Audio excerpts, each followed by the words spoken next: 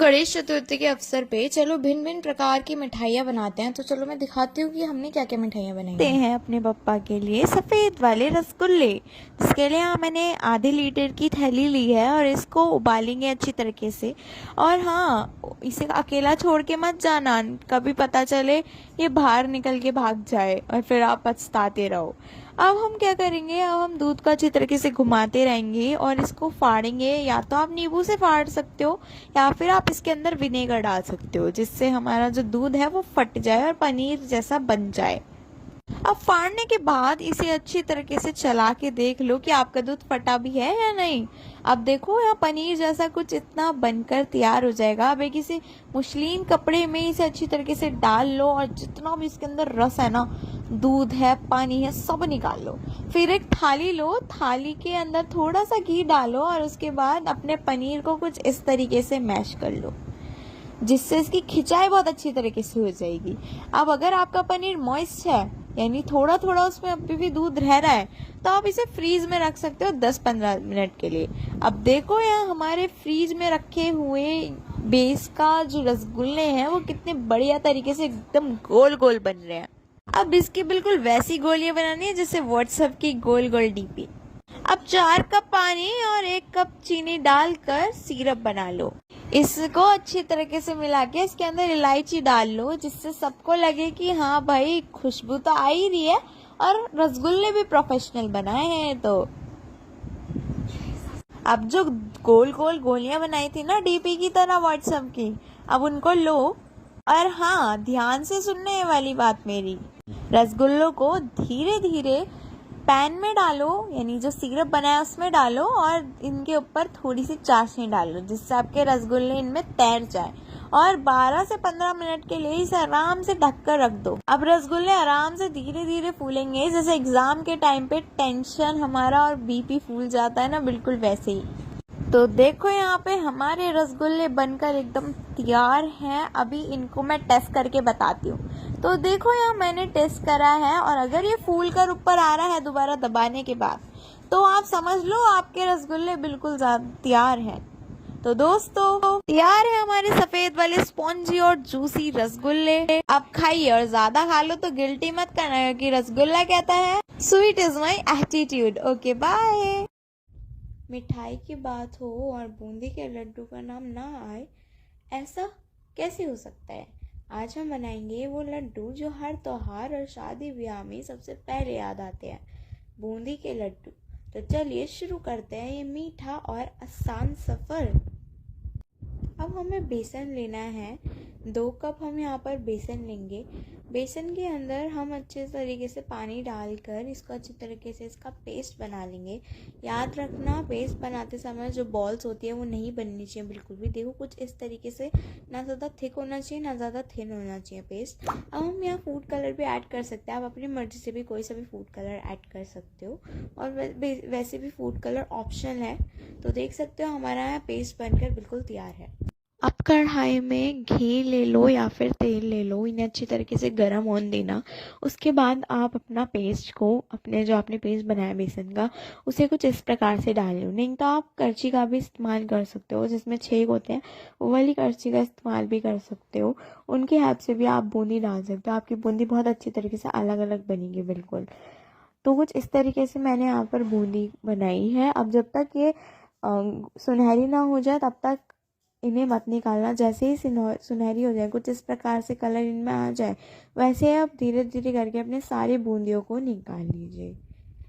अब आपको मैं एक आइडिया और देती हूँ बूंदी बनाने के लिए। आप लो प्लास्टिक की बोतल और प्लास्टिक की बोतल के नीचे छेद कर लो। अब जब आप उसकी बोतल के नीचे छेद करोगे और फिर धीरे धीरे पेस्ट डालोगे घुमा घुमा के, तो बहुत अच्छी शेप आएगी बूंदी की। अब यहाँ जो मैंने बूंदी बनाई थी उनको मैं ग्राइंड कर लूँगी, क्योंकि मेरी बूंदी जो है वो थोड़ी बहुत चिपक गई थी एक साथ, क्योंकि मैंने डायरेक्ट डाल दी थी ना इस बार। तो अब देख लो कुछ इस तरीके से अलग अलग हो गई है हमारी बूंदी।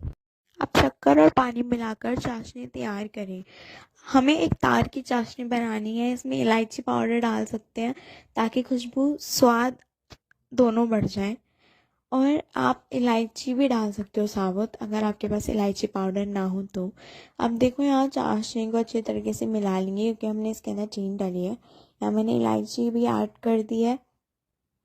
इसे तब तक मिलाते रहना जब तक आपकी चीनी घुल ना जाए और कुछ इस प्रकार से उबाल ना आ जाए, और हमारी हमारी जो चाशनी है उसके अंदर से एकदम खुशबू ना आ जाए अच्छी वाली, तब तक आप इसे घुमाते रहना। अब इसके अंदर हमने ऐड की है घी।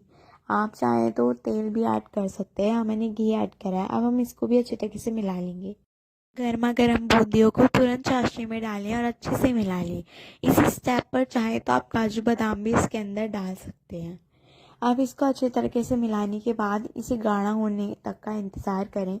धीमी आंच में इसे पकाते रहें और चलाते रहें, एक भी बार रुकना मत वरना ये नीचे से लगने लगेगी।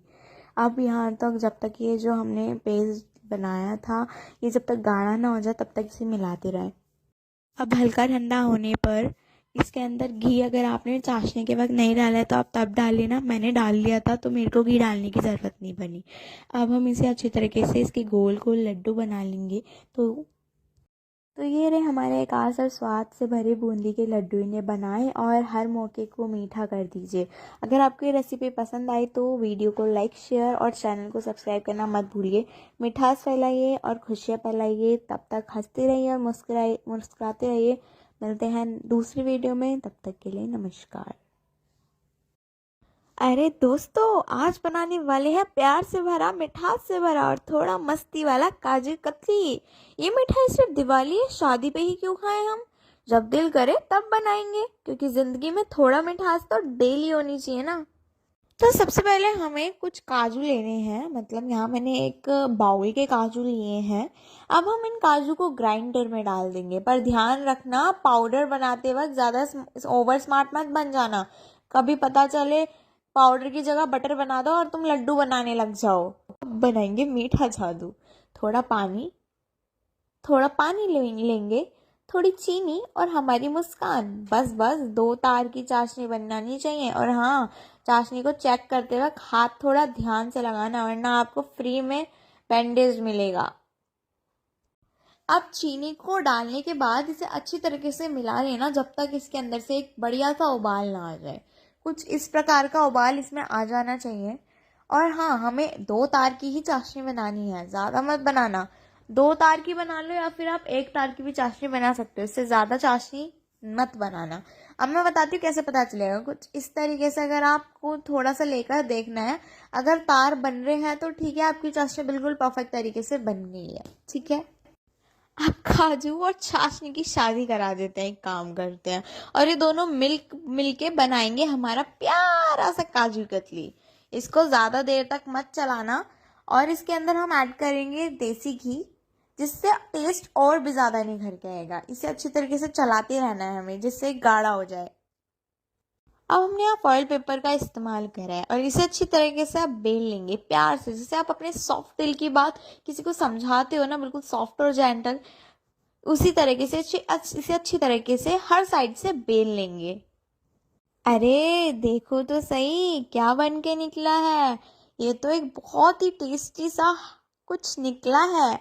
अब हम यहाँ पर लगा लेंगे चांदी का बरत, या ऑप्शनल है, आप लगा भी सकते हो वरना कोई बात नहीं है। इसे बरत को अच्छी तरीके से चारों तरफ से लगा देंगे और अब हम बनेंगे कतरी। कैसे? तो फिर छुरी उठाइए और कतरी बनिए, लेकिन कतरी में भी प्यार दिखना चाहिए, तभी मिठाई भी दिल जीतेगी आपका और सबका। कुछ इस प्रकार की शेप मैंने यहाँ दी है काजू कतली की, जैसे आती है। पहले एक साइड से कट करा, फिर दूसरे साइड से कट करा है। देखा, बस 15 मिनट की मेहनत और बन गई लव स्टोरी की मिठाई स्टाइल काजू कतली का एक टुकड़ा और जिंदगी हो जाए कतली फुली स्वीट। दोस्तों, अगर आपको ये मिठास और मस्ती वाली रेसिपी पसंद आई हो तो लाइक बटन को काजू समझ के दबा दो और चैनल को मिठाई समझ के सब्सक्राइब कर लो। तो मिलते हैं दूसरी वीडियो में, तब तक के लिए हंसते रहिए और मुस्कुराते रहिए। धन्यवाद। आज मैं आपको कुछ ऐसी रेसिपी बताऊंगी जो आपने कभी नहीं बनाई होगी। जब मन करे तब आप इसे बनाकर तैयार कर सकते हैं। घर की कुछ ही ऐसी आसान चीज़ों से ये बनकर तैयार हो जाती है। एक नए तरीके की ऐसी रेसिपी है जो आप इसे किसी भी फेस्टिवल पर बनाकर तैयार कर सकते हैं। बहुत ही आसान तरीके से आप इसे घर पर भी बनाकर तैयार कर सकते हैं। आप चाहें तो इसे चटपटा बना सकते हैं या मीठे से भी बनाकर तैयार कर सकते हैं। ये एकदम क्रिस्पी रेसिपी बनकर तैयार हो जाती है। आप चाहें तो इसे रखकर भी खा सकते हैं। ये एकदम स्वादिष्ट मिठाई की तरह बनकर तैयार हो जाती है। तो चलिए बिना देर के शुरू करते हैं। दोस्तों राधे राधे। दोस्तों कैसे हो आप? अब हम यहाँ पर एक कटोरी पनीर लेंगे। आप चाहें तो फटे हुए दूध का छेना भी ले सकते हैं। अब हम उसे जार में डाल देंगे। अब हम इसमें डालेंगे आधा चम्मच नमक, 1 चम्मच चीनी और आधा गिलास दूध डालने के बाद में अब हम इसमें 1 चम्मच घी डाल देंगे। घी हमें ज़्यादा मात्रा में नहीं डालना है, बस 1 ही चम्मच डालना है। अब हम उसका एक पेस्ट बनाकर तैयार कर लेंगे। तो देखिए हमारा पेस्ट बनकर तैयार हो चुका है। ये कुछ इस तरीके से नज़र आएगा। अब हम यहाँ पर लेंगे मैदा। आप चाहें तो मैदा में चावल का आटा भी मिला सकते हैं। मैंने तो यहाँ पर 1 चम्मच सूजी डाल दी है। डालने के बाद में जो हमने पेस्ट बनाकर तैयार किया था, अब हम उसी से ही इस आटे को गूँथ लेंगे। आपको आटा इसी में ही गूँथना है, इससे हमारा आटा एकदम सॉफ्ट बनकर तैयार होगा। आपको इसमें पानी नहीं डालना है। आटे को अच्छी तरीके से गूँथ कर इसे तैयार करना है। तो देखिए हमारा आटा मलकर तैयार हो चुका है। हम इसे 10 मिनट तक ऐसे ही रख देंगे। अब आटा एकदम सॉफ्ट हो चुका है। अब हम यहाँ पर आटा लेंगे और उसकी एक लोई बनाकर तैयार कर लेंगे। लोई हमें ज़्यादा भारी नहीं लेनी है, हल्की ही लेनी है। आप चाहें तो इसमें चावल का आटा भी लगा सकते हैं या मैदा लगाकर भी इसे अच्छी तरीके से बेल सकते हैं। हमें इसे रोटी के आकार में बेलना है। हमें इसकी परत को पतला ही बेलना है, ज़्यादा मोटा नहीं बेलना है। अब लीजिए हमारी रोटी बनकर तैयार हो चुकी है। अब हम यहाँ पे चाकू की सहायता से इसकी कटिंग कर लेंगे। हमें इसकी ज़्यादा चौड़ी चौड़ी कटिंग नहीं करनी है, पतली पतली ही इसकी कटिंग करनी है। हमें इसकी कटिंग खुली साइड ही करनी है, बंद साइड मत करना। अगर आपने इसकी कटिंग बंद साइड करी तो इसका फ्लेवर बनकर तैयार नहीं होगा। तो लीजिए हमारी कटिंग हो चुकी है। अब हम एक एक करके इस तरीके से लेयर देखेंगे और उंगली की सहायता से इसे फोल्ड करते हुए चले जाएंगे। हमें इसे हल्के हल्के हाथों से ही फोल्ड करना है, ज़्यादा कस के नहीं खींचना है, वरना ये टूट जाएगा और इसकी लेयर भी बेकार हो जाएगी। अब हम इसमें क्या करेंगे, थोड़ा सा तेल लगा देंगे। तेल लगाने के बाद में इसे चिपका देंगे जिससे कि इसकी लेयर खुले ना। तो लीजिए कुछ ये इस तरीके से बनकर दिखाई देगा। अब मैं आपको इसी तरीके से सारे बनाने सिखाऊंगी। यहाँ पर मैं एक लेयर और लूँगी, उसमें थोड़ा सा तेल लगा लूँगी जिससे कि ये खुले ना, और उसको भी बीच बीच में से इसी तरीके से कट कर लेंगे। कट हमें पतली पतली ही लेयर में कट करना है।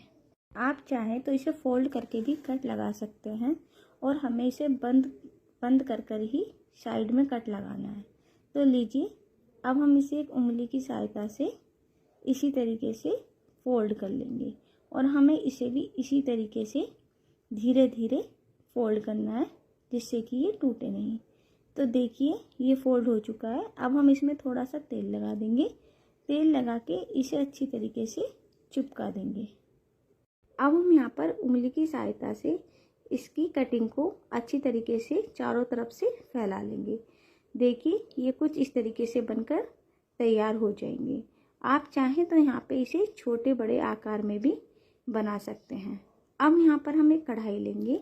कढ़ाई में हम सरसों का तेल गरम करेंगे।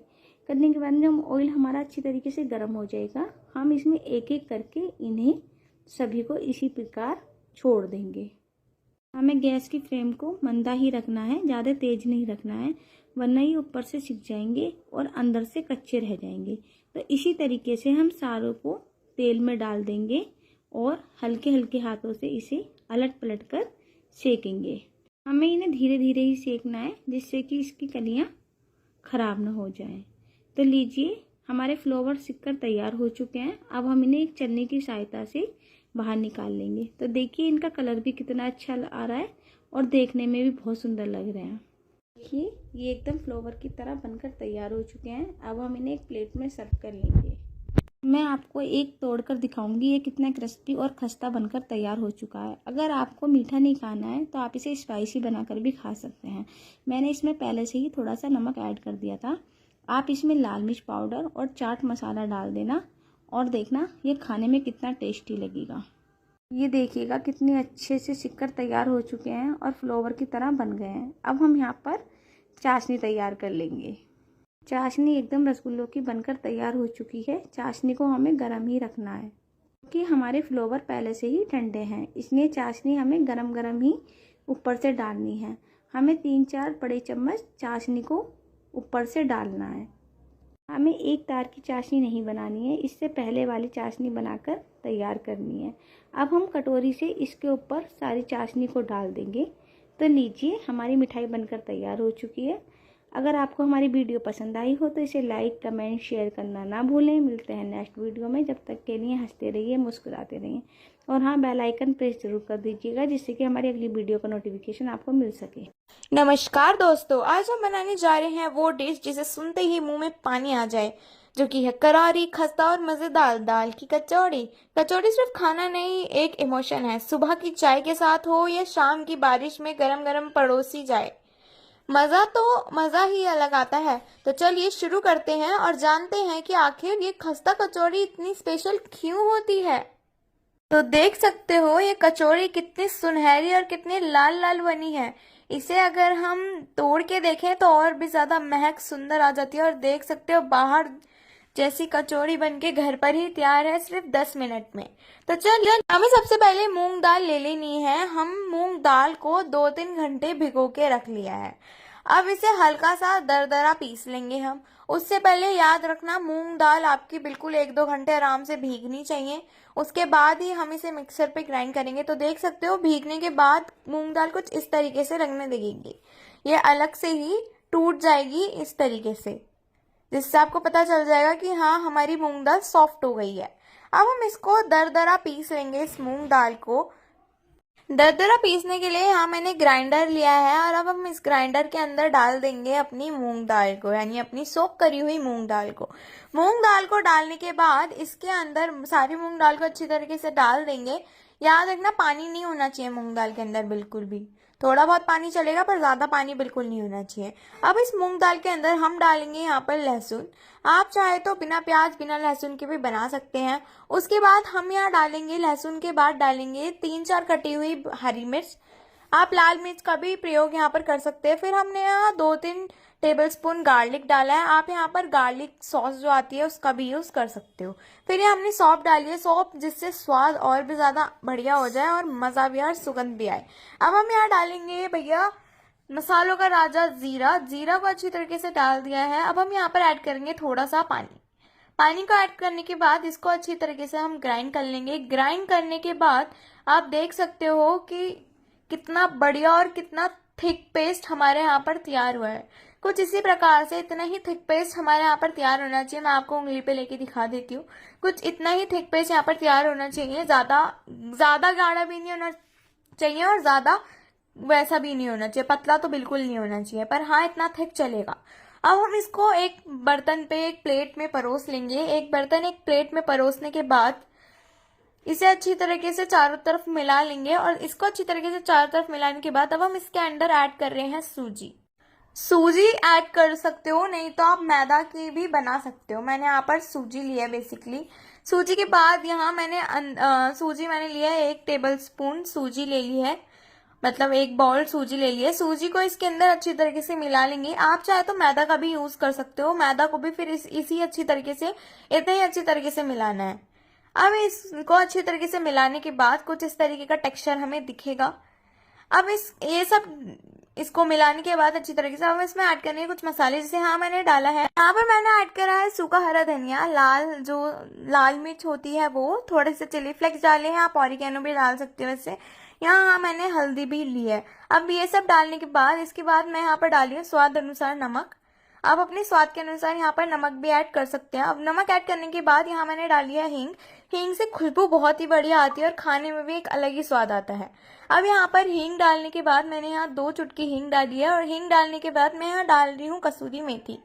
कसूरी मेथी से भी बहुत ही बढ़िया टेस्ट आता है और जान डाल देती है ये भी हर सब्जी में और हर पूरी में।